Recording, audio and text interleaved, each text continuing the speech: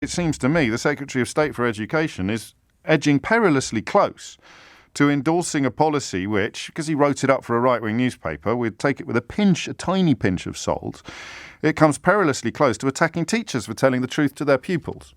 So this story in Nottinghamshire last week about Boris Johnson throwing parties at Downing Street and then lying about them while the pupils at this school in Nottinghamshire were prevented from seeing their grandparents or their loved ones or their friends or celebrating their own birthdays. They couldn't have birthday parties. So when you tell them via Newsround, not historically a particularly controversial news outlet, but in Brexit Britain, Newsround will no doubt appear on the list at some point because keeping the truth away from the people becomes at some point a diabolical programme. They watched an episode of Newsround. They concluded that the man who made the rules breaking the rules and lying about it is very, very bad behaviour, and therefore they decided to call him a hypocrite who could no longer be trusted as our leader and should resign. So the children, this is really important, and I've done it again. I haven't really realised how important it is until I'm 10 minutes into my so-called monologue.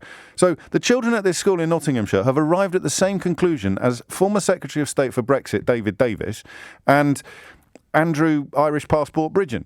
They've arrived at the same conclusion as Andrew Bridgen and David Davis, right? Stalwarts, if you like, of the Tory right. Some schoolchildren in Nottinghamshire, when presented with the facts, have arrived at the same conclusion about Boris Johnson as David Davis and Andrew Bridgen. Nadhim Zahawi, the Conservative Secretary of State for Education, thinks that shouldn't be allowed.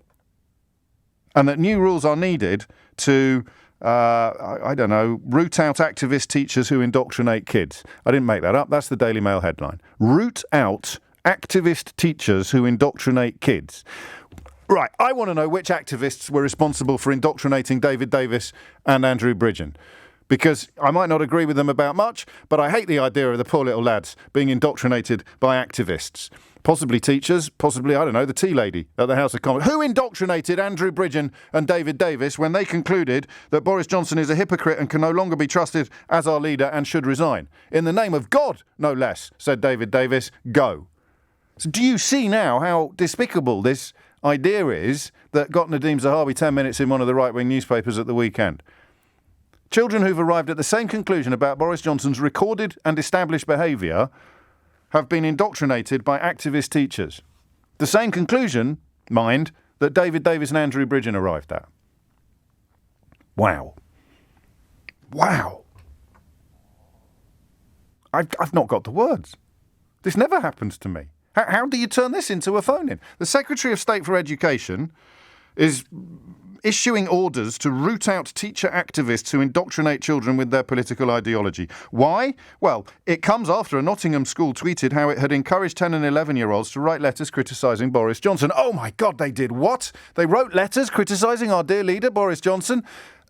So did David Davis and Andrew Bridgen. In fact, how many letters have been sent to the 1922 committee? So I want you to try and explain that to a Martian, all right? 0345 6060 973. Absolutely incredible that the Secretary of State for Education, who obviously I put the curse of O'Brien on him a couple of weeks ago when I said early days as his tenure as Education Secretary, but I quite like the cut of his jib. No school should be encouraging young people to pin their colours to a political mast. Calling Boris Johnson a hypocrite in response to his hypocrisy is not pinning colours to a political mast.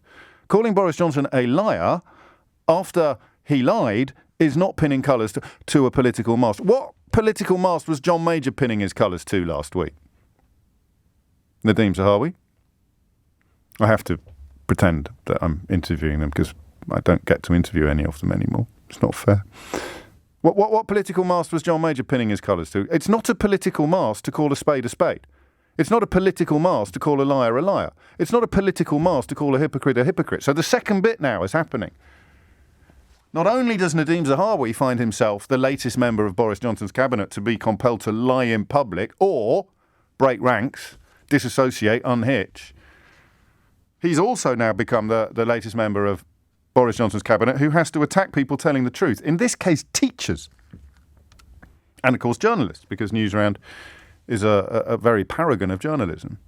That's incredible. And yet, given the nature of British newspapers and 80% of commercial broadcasting, it gets not just waved through. Oh, that's absolutely fine. Down with teachers. Nasty lefty scumbags. Don't mention Andrew Bridgen, David Davis and John Major. It doesn't just get waved through. It gets positively applauded.